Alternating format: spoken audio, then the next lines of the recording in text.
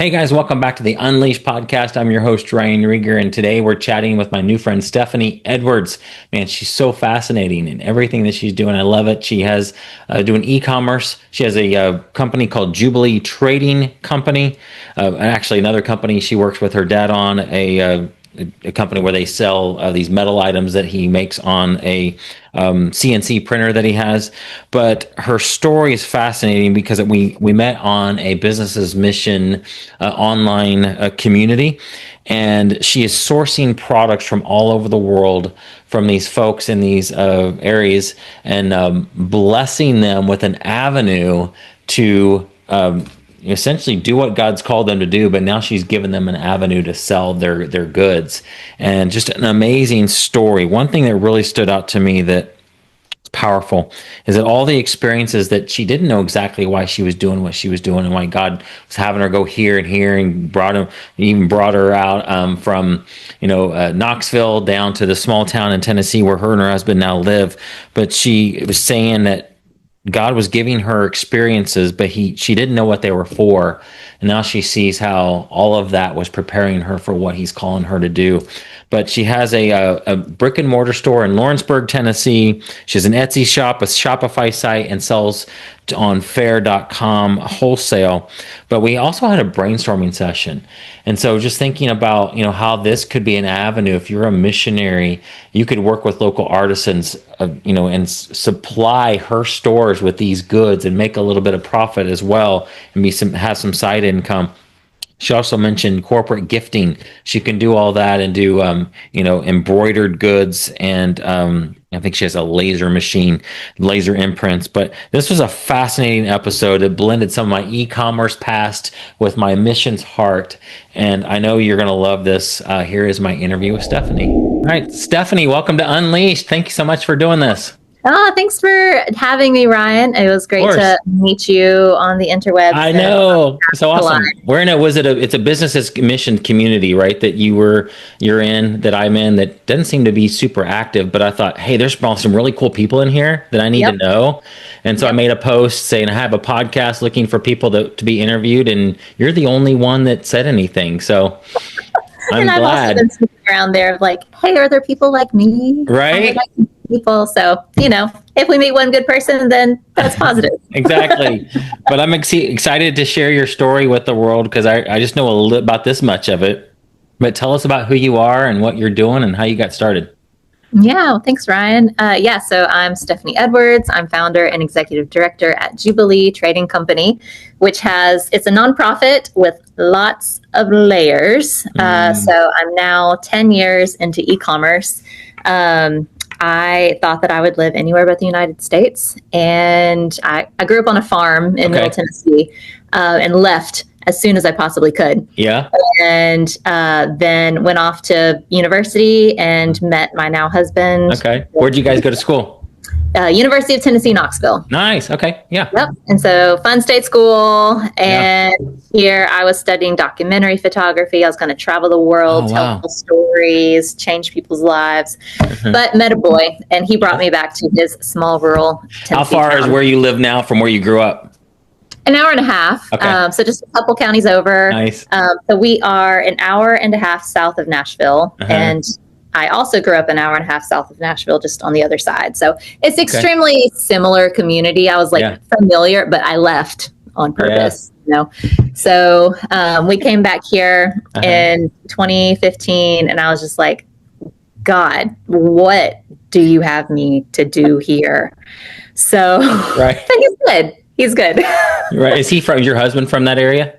Yeah. Okay. And so it was he had a plan, I didn't. And so his family business is the kind where you stay in there, you keep going because it's good and stable. And so that's good. God provides. And so he's got stability, and I am journeying into the unknown every day. And we just take it as it comes. Right. But and so my business journey, like I said, I grew up on a farm, and my parents were not the allowance type. They were there are plenty of chores to do type. And so, but then also they saw the they were very forward thinking of, okay, no, we need to teach our kids to do, and especially in agriculture, there's a lot of like, how do you prepare the next generation? And so we were in business at 10 years old. We started selling bundles of corn stalks. My family has cornfields, and so we would bundle the corn stalks for fall decorations. And then one of our biggest customers was a corn, maize, and pumpkin patch. And by the time I was 14, they talked us into taking over their corn, maize, and pumpkin patch. Not the same physical location, but we took all of their supplies, and my great-grandfather's farm we turned into Granddaddy's farm. And man, my parents had us buy in. We were business partners in high school. That's awesome. So I could never have a boss after that. And so yeah, like this really strong work ethic. But I grew up, even though we were in the middle of nowhere, I just had this global mindset, like as a kid. So I collected National Geographic magazines, and all of this had maps and globes, and wanted to travel, had never been anywhere. And so whenever I went to college, studied abroad in Australia with journalism, got to like be in Parliament down there, and that was really awesome, and I loved it. While I was gone, it was right after the big earthquake in Haiti, the 2010 earthquake, summer of 2011. My college roommate and I went and did a summer internship with a charity there. And it was a big jump going from the like very typical college experience in Australia to Haiti. Oh my gosh, yeah. But it was, God's timing is good. I needed that. But we went with a charity, and we raised money, and we brought things with us, and then we saw it all evaporate into rice and beans. And then with the farm work ethic that I had, it's still good, and charity in that way is good, but there was some friction with like how that felt for me. But they took us college girls shopping while we were there, and we got to see people cutting flat tires into flip-flops, sewing the paper beads and sewing scrap fabrics to make bags. And even though it was fairly humble, like I could respect that because that was just the way that I grew up. And I could see like there was potential there of like teach a man to fish instead of just give a fish. And so had all that rolling around, graduated during the real recession when you couldn't get a job at Starbucks. And the only job offer that I got, still in Knoxville, was at Jubilee Television. And so it's based in Knoxville, one of those 24-hour TV shows. And loved working there, great folks. But here I went from Haiti to selling luxury goods. And there was still tension there, but here I had a journalism background. I did the research. I did the homework for the beautiful people on TV who were selling the things. And so I got up the background of all of these gemstones coming from all over the world, lots of stuff from Ethiopia and the Rift Valley, down in Africa, just so many cool things. And then on the jewelry side, they would, bring in all of the things you imagine. But then there were these like artisan collection of Oaxaca and Bali, and keeping traditional techniques alive and employing people that aren't touched by the tourism industry, and these cool things where I was like, yeah, but this makes sense. So I was there for 2 years when my husband's dad called him and said, well, so-and-so's retiring, and if you want in, it's now. So, so we moved here. And again, it was just like, okay, God, why? I have no resume for anything here. But still like this burden in my heart for global missions, and very confused. So you didn't feel, you knew you weren't supposed to go on the mission field, right? Right. Cause like we were definitely supposed to get married. It's good. Yes. But why such what seem like divergent paths coming together here? So I had a journalism and art degree for photography. And so I was just stumped I was unemployed for like the first time in my life since I was born on a farm. I had never not had anything to do. And so scrolling through Instagram, this was back when everyone decided to be a graphic designer. And I was like, I can do better than half the stuff that I see. So I figured, okay, logos and branding, sure, sign me up. But I didn't have a portfolio, and I hate doing work for no reason. So I started making printable art to put on Etsy for a digital download.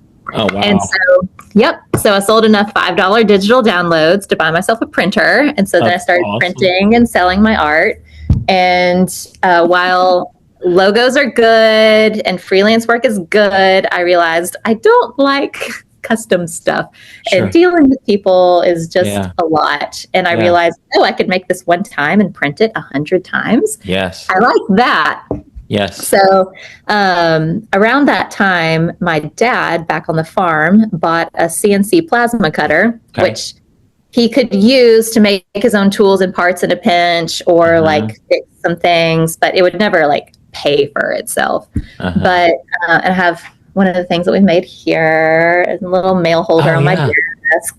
And so a good salesperson said, well, if you know a graphic designer, you can put her art in your machine and do something. And so I was the daughter that left town. So dad does not need a side hustle, but so we started tinkering and made another Etsy, and that took off more than either of us really anticipated. And so, what kind of designs did you do for it? So we first started out with like some Tennessee themed things, but then like that mail holder, we have one that just says mail, and that was our first thing that like took off. And I sold 17 in one day, and I was just like, oh my goodness, this is amazing. How long did it take you to print each one? And so it's flat sheet metal, and then a torch like cuts them out. Okay. It takes probably 30 seconds to cut it out. That's amazing. Yeah. And then there's like some grinding to do to clean it up and stuff. But I mean, it's real fun. That's cool. So we started tinkering there, realized like decor did well. And so we went, we started with wall art because it was flat. But once I started bending things like this, we were like, Could you create because there's my e-commerce mind coming to ask a question. Could you create designs without actually printing them out? Could you list them without actually having created the final product? You can. Okay. I don't love it. It's hard with dimensional things, but like with the wall art where it's flat, we could do the graphic and then have the texture overlay of the metal and then mock it up. And we did it a few times, but we've really moved into, because so many people do that. There are so many dudes with these machines in their garage and they mock things up. And so the flat wall art is a fairly saturated marketplace. But once we started bending, and it's a lot of dudes like my dad that get this machine. And so then like the feminine touch of like actually doing things that ladies would buy. Yes. And then having like the lifestyle photo shoot, I think really set us apart, especially in the early days. Like people have caught up, and we have people that have stolen our designs, and now we don't sell those things anymore because they're doing a fraction of the price. But like that's life. That's the highest form of flattery. And it pushes you to keep innovating, you know? Yeah, for sure. Yeah. So our bread and butter now is bookends over there. And you're still doing it? You're still doing that business? Still doing it. That's awesome. Yeah. So it was for profit at the time. I mean, like it's just the easiest business to set up. But I was keeping my money in the business of just like, okay, what does God have me doing? I never wanted to sell my own stuff and tell my own story. And like the father-daughter business was really sweet and people loved to hear that, but I still knew that wasn't what I was meant to do. But I felt like I was, from like 5 years previous when my resume was like 2 inches long and I didn't feel like, and it was a tough hiring environment. And so people would be like, love your heart, but like, we've got to have somebody with experience.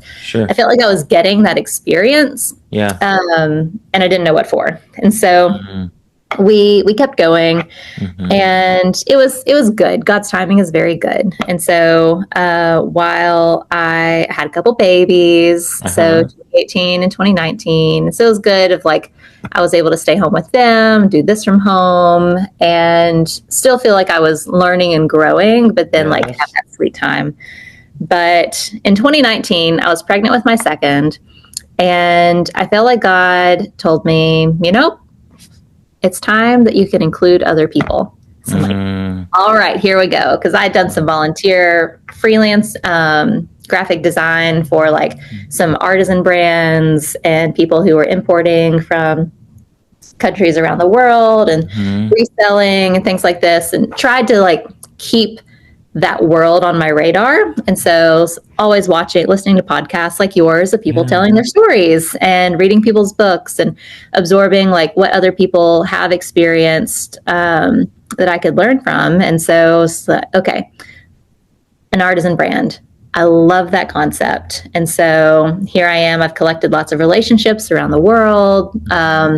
So I started sending out emails to people in Vietnam and Haiti, and I can't remember all the places. We had some like First Nations people in Canada and like all this, and nobody really had anything viable. I was just like, does anyone know somebody that makes a thing that just needs somebody in the US to sell it so that way they can like, have sustainability? And a friend in Haiti was like, oh, I know this one person that can make any bag that you give him a picture of, but he doesn't speak English. He lives 6 hours outside of the city, and you'd have to buy him a phone. And I'm like, I don't know if I have that in me. I don't really know what I'm doing. But I built the idea of Jubilee Trading Company. And so Jubilee being that Old Testament tradition of like erasing debts and slaves being debt free and just this restart. And that's what I wanted work to be. And that's what like God ordained work before even the fall of man. Like we're supposed to. And so I don't want to put you on the spot. Do you know the Hebrew word for work? Oh, please tell me. It's avodah, and work and worship are the exact same word in Hebrew. My goodness. Isn't that cool? What you're doing, you're creating things, and that's giving glory to God, using your expression of Him through you. That's worship. And it's also work, but it's not like it sounds like it's not. It sounds like you wake up. I'm sure you have bad days like everybody, but it's fulfilling. Like like you're doing something that you love, and you're creating with your hands, and you're making a difference in the world, and so that's also worship. So yes, and we can like rabbit trail on that for a second, but like anytime, because God wired me this way, like it's undeniable. But then God wired some other people to like be electricians, since we're wiring, and like I have some electricians in my life that they just love their job, and they're just like, I'm actually really good at this. And whenever they entered that world, they came alive, just like, I didn't even know, but what do you know? I like run all of this. And so whenever we are doing what God called us to do, what God uniquely built us to do, and follow His calling in that is worship. It is, yes. We're not just like, worship isn't just like singing on Sunday morning. It's like that is a thing that we do. That's verbal worship. But anytime that we're working that out in faith. So good. I love that. You're also giving those people that, like the guy in Haiti, for example, an avenue for him to do his thing. Yeah, I love this. This is like, And so like us doing what we're called to do brings opportunity for other people to do what God calls them to do. Yes. And it's so beautiful. And so if we all are doing what we're uniquely shaped piece of puzzle, the whole thing, then it all works for everybody. Like it does. I love it. Oh my gosh. Okay, so what happened with the guy in Haiti? Did you say yes to him? No, because I had no idea how to do that. So that was just a little too scary. Right.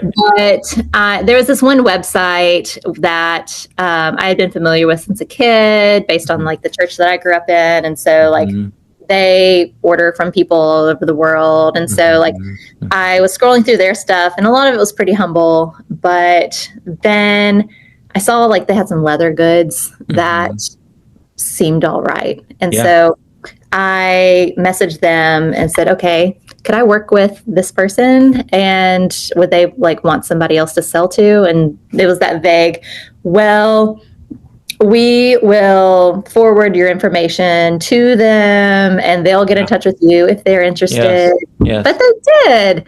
And so I've been partnering with some leather craftsmen in Morocco since 2019. COVID like made it very slow growing, but 2021 we really got our feet under us.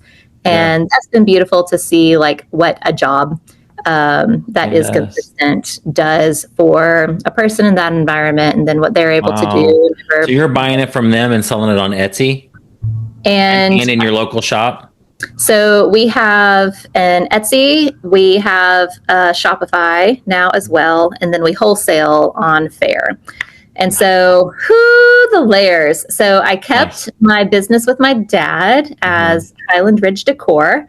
His shop is on Highland Ridge Road, so it's sweet.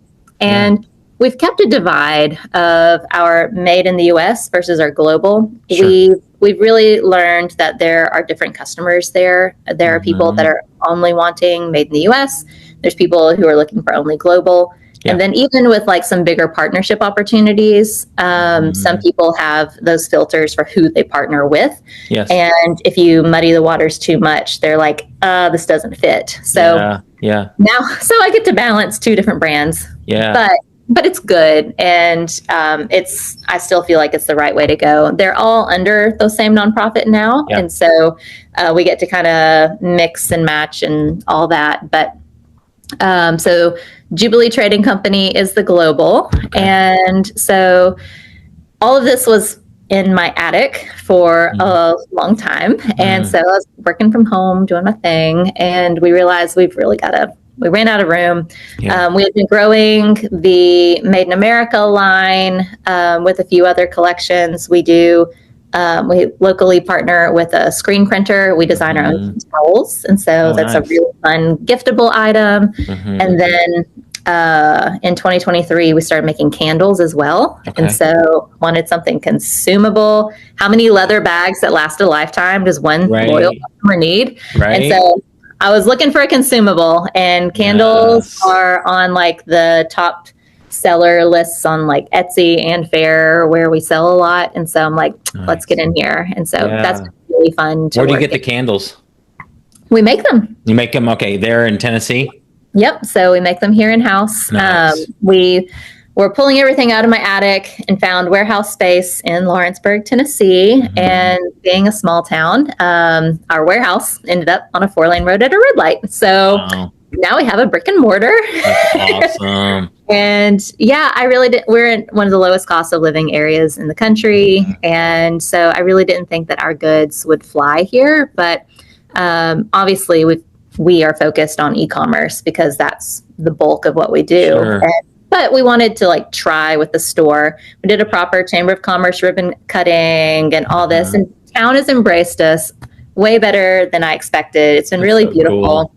And it's been fun to like share. In our store, we have our things. We have things from like partners of ours that we're able to buy from. But then like other like-minded brands from around the world we're able to pull into the store. And then we also do some, we represent like small independent American grown brands as well, just like our Highland Ridge. So as we entered our community as a nonprofit, it was, okay, how do we serve our community? Because we definitely want to be intentional there. And we're at the point, the last couple of years, we've sold 8,000 tea towels a year. And somebody has to fold every single one of those.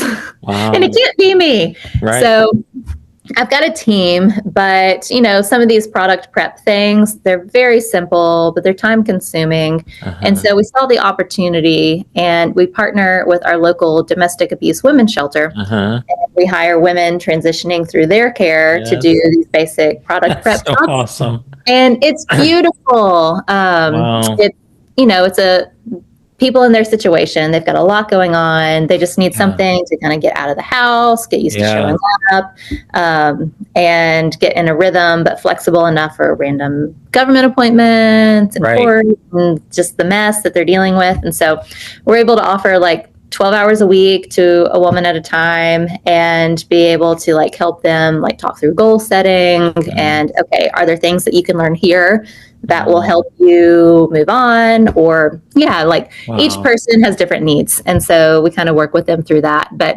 that's been really beautiful. And knowing that, okay, like, yeah, we have stuff to sell, but again, it's not charity because this is a real job. Yeah. And these are real things that make real money. And those payments, those sales provide the actual job that this person needs instead of just paying them $100 a week. There's so much more dignity in like showing up and doing something. So how many different artisans or people in the world? You got the Morocco connection. Where else are you touching? Okay, so our warehouse, paying rent and overhead was intimidating. So I thought, we can pay rent if people are paying rent on our shelves. So in addition to the brands and the store and the local impact, we also have global impact in our warehouse. We offer third-party logistics for other global handmade brands. Oh, that's awesome. So since we have our systems down pat, we like then we use ShipStation is like very standard for anybody running multiple sales channels. Yeah. What's a few more sales channels, And so at our height, we had 8 brands in our warehouse that we were 3PL for. We've had some shift this year of a few starting their own doing their own warehousing in-house, which is great. We celebrate that. And so we have a brand out of Azerbaijan. Wow. That, a friend of mine there employs 130 women knitting from home. And somebody from her team gets to sit and have tea with each of those ladies once a month, pays them by the piece for whatever they've made. And then, so she runs her own business. Yes. And it's her property. I don't own what's in the warehouse. Right. 3PL. Yeah. So we fulfill for her. And so there's a fee for that, but it's like way cheaper than if she hired. Absolutely. So she collects it in Azerbaijan, ships it to you, you warehouse it, store it, an order comes automatically, I assume. It gets to your system, prints, somebody pulls it off the shelf, packs it, puts a label on it, and it goes out into UPS or FedEx or the mail. Exactly. That's awesome. Exactly. So we have her, we've got a brand out of Ethiopia, and we've got another brand out of Egypt. And we earlier this year, we had a brand out of Kenya and Malawi. And then they've Where do you want to grow? Where's your opportunity? So this is where I want to get into brainstorming. We don't normally do this, but it's just fascinating to me because of my missions connections. Where is the easiest place for you to grow? Is it me as a guy in Haiti who's making leather goods that now wants to sell in your shop? Or is it, would you rather find more brands to do the 3PL for, or both? Yeah. Me with my art degree, math was not the starving artist. It's real.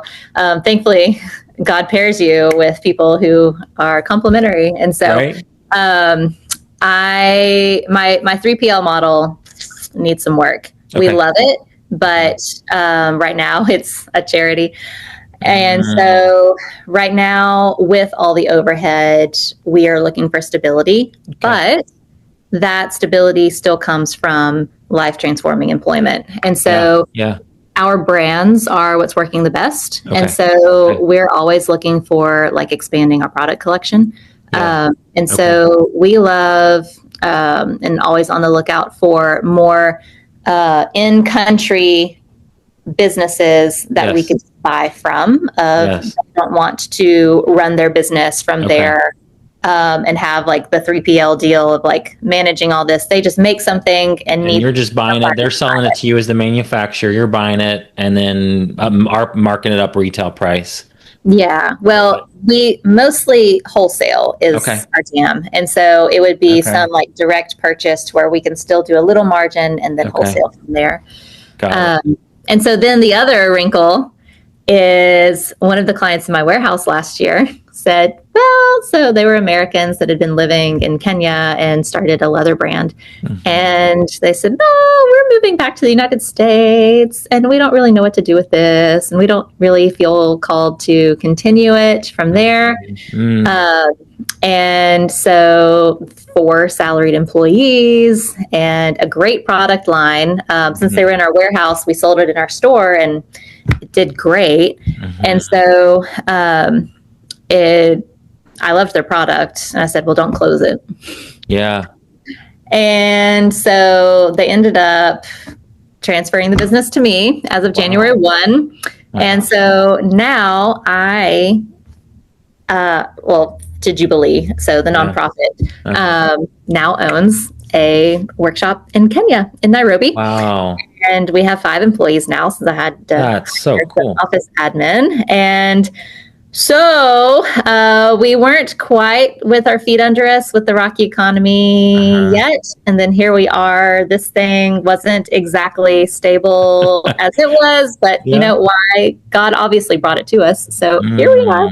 But this is where I get to talk about like awesome things of, so it was missionaries that founded the business. Yeah. And they intentionally put that business in a Muslim community, and they employ pastors, and the workshop is opened up as a church on Sunday mornings. Okay. And so it's just this really cool, and it's Kenyan pastors. And so lots of really cool impact there. Yeah. And again, like stability.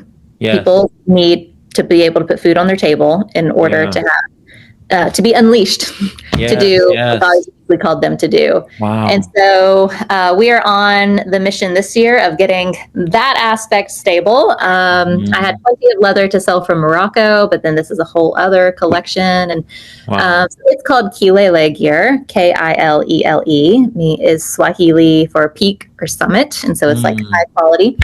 And they had their own Shopify at that point, but they hadn't branched into wholesale yet, and they weren't on Etsy. And so I brought them into our shops there. And so that was an immediate boost, but then we're working through like bigger partnerships. Corporate gifting is something that we've really focused on this year. So anybody out there who wants to do good with your gifting, have I got a catalog for you? But gosh. How many SKUs do you have available, do you think?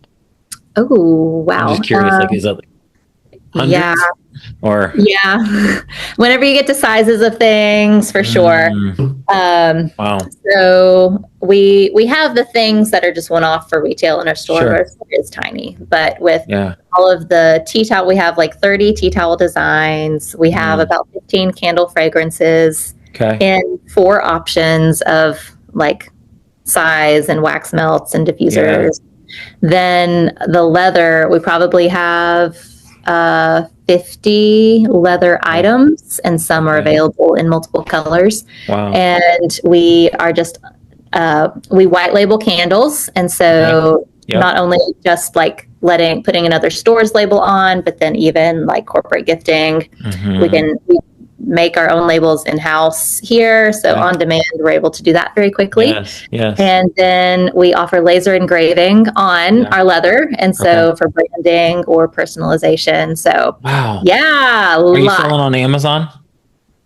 We're not. I tinkered in that when before my first was born. And then I've not gone back there. So if you're interested in exploring that further, I've got tons and tons of contacts for Amazon sellers. Okay. And I think you and I should talk. I have 23 minutes left because I have another call, but I sense there's going to be another call here just to brainstorm. But want to ask, so at Amazon, I could potentially hook you up with people there. Also, I'm thinking about, could you see this being, sounds like you got a decent system here. So imagine if I'm a missionary. Okay.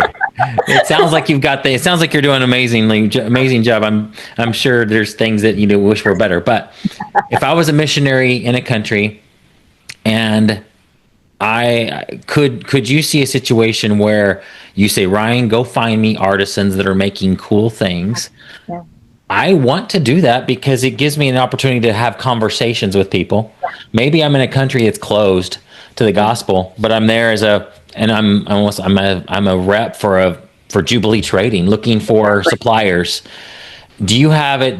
Do you feel like it's enough that a missionary could actually earn decent income? Is there enough margin? I guess it probably depends on the product, but could you see me as a missionary going around to different places in my country or region, finding cool products, taking pictures, sending them to you? You say, maybe not that, but that looks like something I think I could sell. I negotiate with your help and guidance, negotiate with them the price and ship it all to you. And I, as a missionary, have some type of, I'm able to make something. We love that model. Can that work? I don't know if it could be employment. Sure. Could it be just some side income? Side income, yes. Okay. Or especially if there's an agency to where you don't have to put the food on your own table, you've got a paycheck from an agency and need a work opportunity, that could happen today. Okay. Wow. Well, because and for that. Because I'm very there's one of my best friends is the development director of Globe International. It's a very large mission sending organization. He's very entrepreneurial. He's actually my next call, so I'll tell him that we just talked, because I feel like there's a lot of people I feel like I need to introduce you to, because it's been on my heart for many years. Like, how could I help missionaries earn income? My podcast before this was called Streams of Income. I've switched to Unleashed because that's just what I feel God's calling me to do. But I still have it on my heart to help people, and especially people that are doing ministry work. Mm-hmm. How can we help supplement so they're not always just living off of donations? And with the church shrinking and donation pools shrinking, if we're going to keep doing missions like this, we got to find some other ways to fund it. Wow. Well, I want to talk more about that, because I feel like there's opportunities, people to connect you to. And I don't know, I feel like could be a whole system. You've already probably got the shipping figured out. If I'm in Kenya and I'm a missionary. Well, we're shipping something new from Kenya for the first time in a new way today. Okay. I don't even know if it left. So wouldn't say we have to figure it out, but I as a missionary don't have to figure it all out. You've got the system that I can kind of plug into, where if I'm not entrepreneurial, don't know anything about business, you just tell me all I have to do is have conversations. Exactly. And that's what I want to be doing. I want to get to know the local people. And so now these are just a little bit more targeted. I'm looking for artisans that I can buy from. Yep. I feel like that is my unique place. Wow. Is I don't know how to, sure, I have a very strong commitment to Nairobi right now. Sure. But I don't know how to care for people there, because I am not that close to the culture. Sure. And I'm not in it every day. But if I can sustain my employees there, who are pastors and who are community leaders and care, then they can more adequately do what they can do that I can't. And so same way of if you have a friend who's in I don't know, Bali, I love your map behind you. And so they need something, there's lots of craftsmanship, and you can just go to an artisan stall and there's great stuff. I don't know how to care for people there or uniquely engage with them, but if I can give you reasons to go back once a month, then that's awesome. Wow. And so it's sustainable. It works on the books because it's legitimate. Yes. That's my favorite part. You mentioned that you looked up to find out that candles were which I love that you did that. You didn't let's just guess here and let's hope that candles are selling well. You did the research in advance. Do you think it's possible to do that same type of research and let's say you come up with 25 hot selling items that could be sourced outside of the US. Is that possible? Because then if you said, I really think, now you don't know until you try it, I really think we could sell glassware. Okay. So then we just where do they make glassware? Oh, that's made in Ukraine. Well, who do we know in Ukraine? Is that kind of what you would do? Well, I'll just put it out there right now that our candles are made in the US, and so they're under our Highland Ridge brand. Yeah. And I am actively looking for a globally sourced vessel. Okay. So that way we can have candles under our Jubilee global. Oh, line. nice. And so even though they would be poured in the US, at least the vessel would be sourced globally. Okay. So glass is scary because it breaks, man. Yeah. But like a hammered tin bowl or something, hit me up. I've looked for a few, and of course the price has to be right, which is hard. Sure.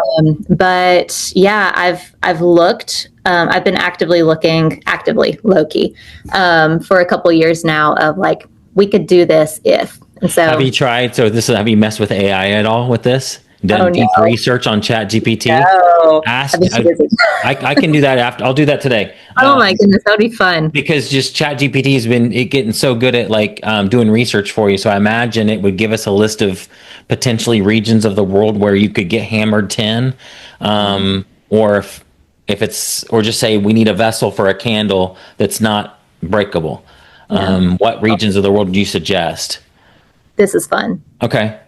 Exactly. That's exactly. Wow. And because then if we already kind of know, this is bringing back my Amazon training. Like you look for the golden gaps. Like where do you see a gap in the market? Like you saw candles. So now you're not guessing anymore. You still wouldn't buy thousands and thousands. You'd buy a few, test it, see if it works. And then you prove it, and then you keep ordering it. You know it. Ooh, I like this. I love it.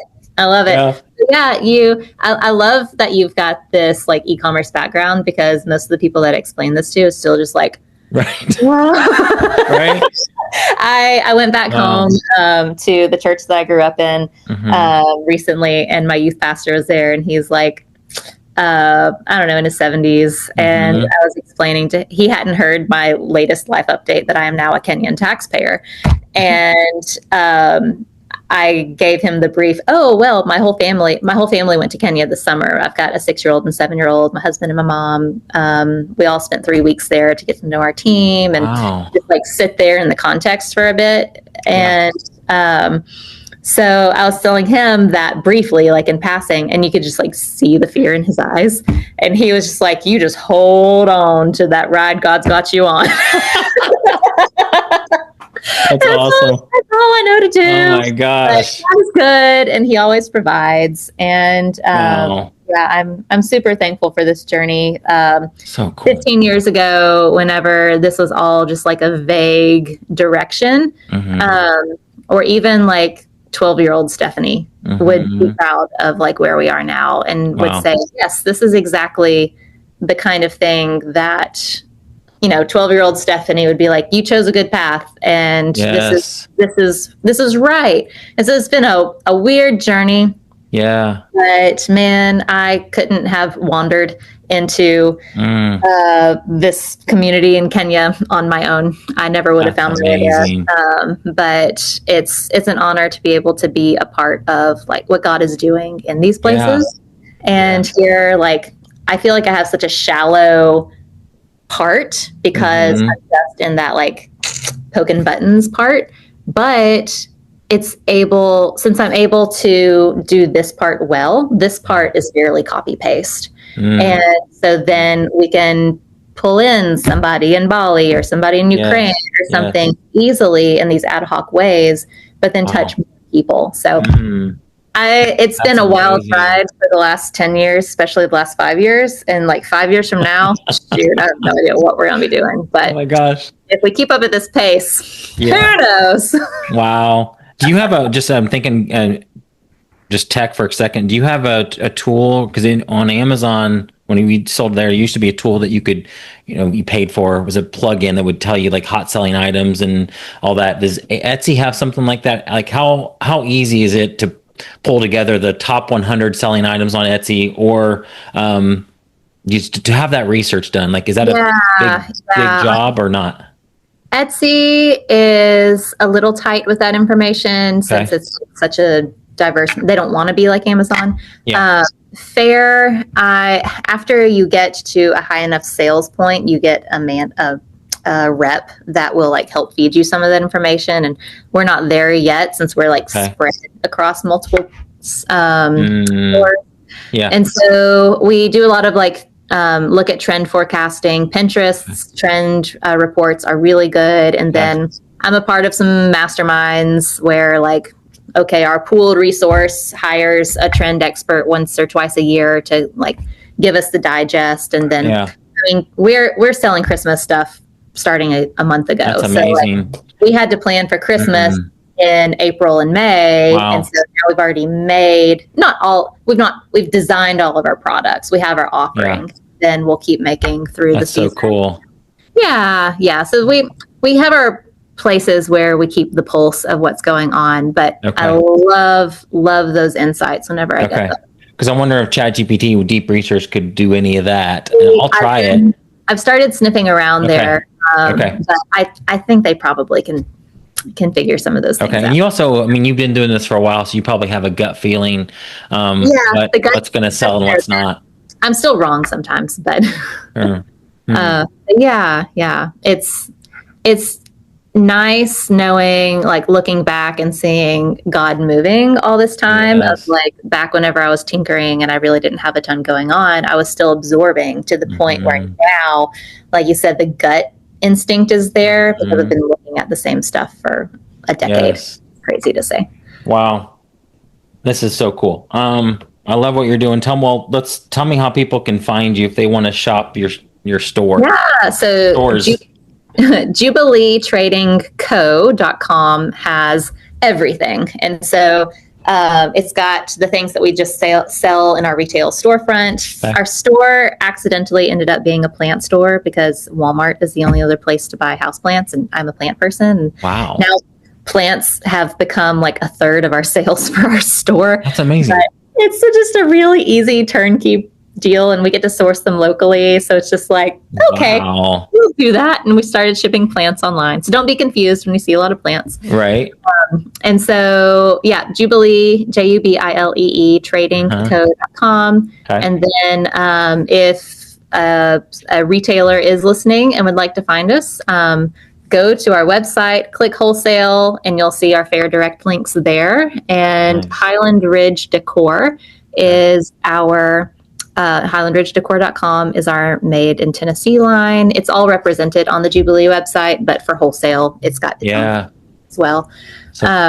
And so you can find us on social media on those links. And and then corporate gifting makes a big difference to help us stay sustainable. So if you want to use your gifting dollars for good, we would be honored to partner. And candles are a quick turnaround, and everybody loves candle.